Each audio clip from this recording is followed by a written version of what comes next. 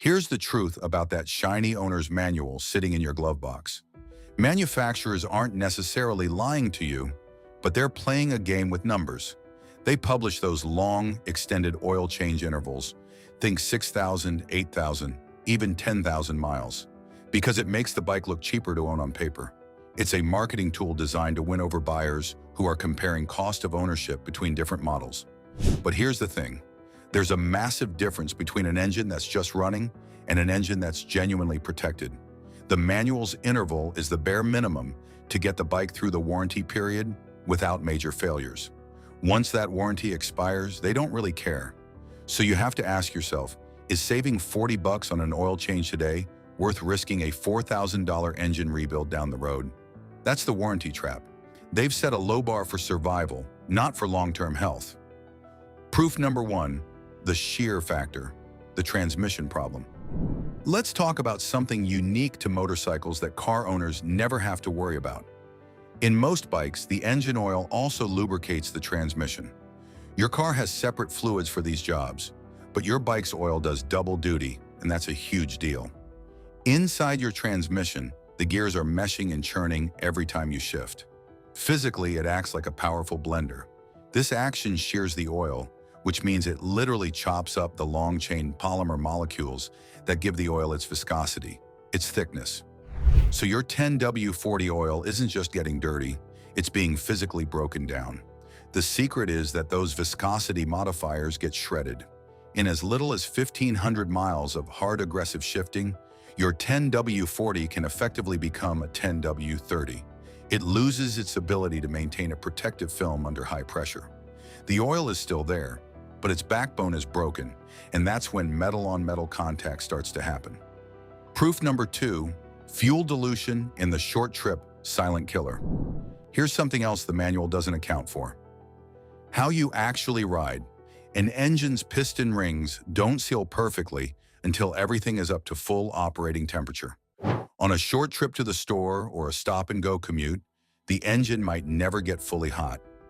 During that warm-up phase, tiny amounts of raw, unburned fuel can seep past the rings and dilute the oil in the crankcase.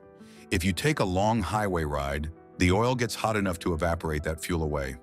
But on a short trip, the oil stays cooler, and that fuel just sits there, mixing in and thinning out your lubricant. So here's how it works. 3,000 miles of steady highway riding is actually much cleaner and easier on the oil than 500 miles of repeated short city hops. The oil in a commuter bike is constantly being diluted, which lowers its viscosity and its ability to lubricate, leading to increased wear over time. It's a silent killer because you can't see it happening. Proof number 3, the severe service loophole. Now here's the loophole that most people completely miss. Buried in the fine print of every single owner's manual is a section called severe service, or extreme operating conditions. The manufacturers themselves admit that their standard interval doesn't apply if you ride in certain ways. So what do they consider severe? Stop-and-go traffic, prolonged idling, operating in temperatures consistently above 90 degrees Fahrenheit, or riding in dusty or dirty environments. Sound familiar? That's basically describing the reality for about 90% of riders.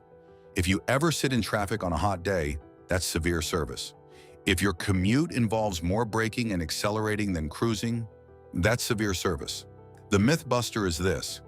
While 90% of us are actually riding under severe conditions, 90% of us are blindly following the standard schedule meant for ideal, laboratory-like riding. The manual gives you an out, but you have to be smart enough to take it. Proof number 4, air-cooled versus liquid-cooled reality. And speaking of heat, that leads us directly to another huge factor the manual glosses over: how your bike is cooled. Oil isn't just a lubricant, it's a primary coolant, especially in motorcycles. In a liquid-cooled bike, the radiator handles a lot of the heat, but the oil is still critical for cooling the piston crowns and other hot spots.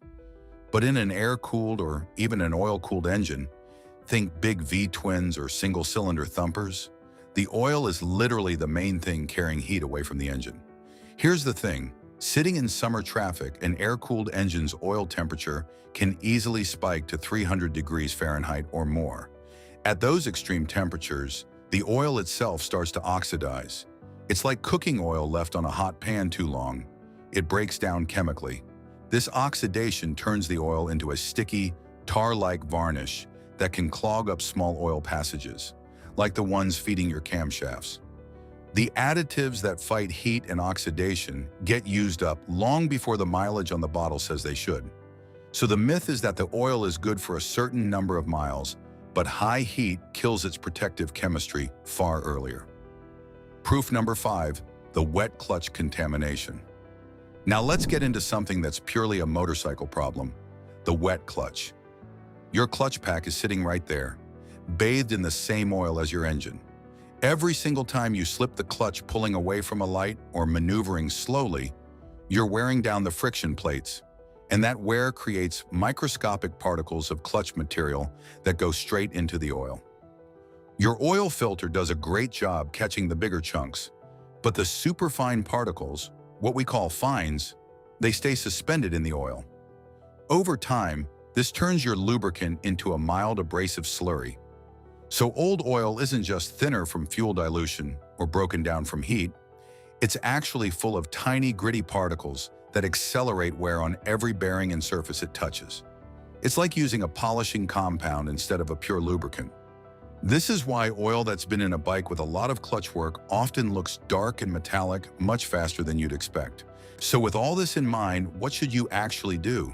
Forget the manufacturer's number and adopt a protocol based on reality. First, be honest about your riding. If you're in traffic, riding hard, or on an air-cooled bike, you're in the severe service category automatically. The only true way to know what's happening inside your engine is with a used oil analysis, or UOA. You send a small sample to a lab, and they'll tell you exactly how much wear metal is in there, how much fuel dilution you have, and if the additives are still active. It's like getting a blood test for your bike. But for a simple rule of thumb that works for most high-performance or regularly ridden street bikes, change your oil and filter every 3,000 miles. That's the maximum for bikes that see a mix of conditions. For pure city commuting or track days, you might even want to cut that to 2,000 miles. It's cheap insurance. The cost of a few extra oil changes a year is nothing compared to the cost of premature engine wear. So here's the bottom line.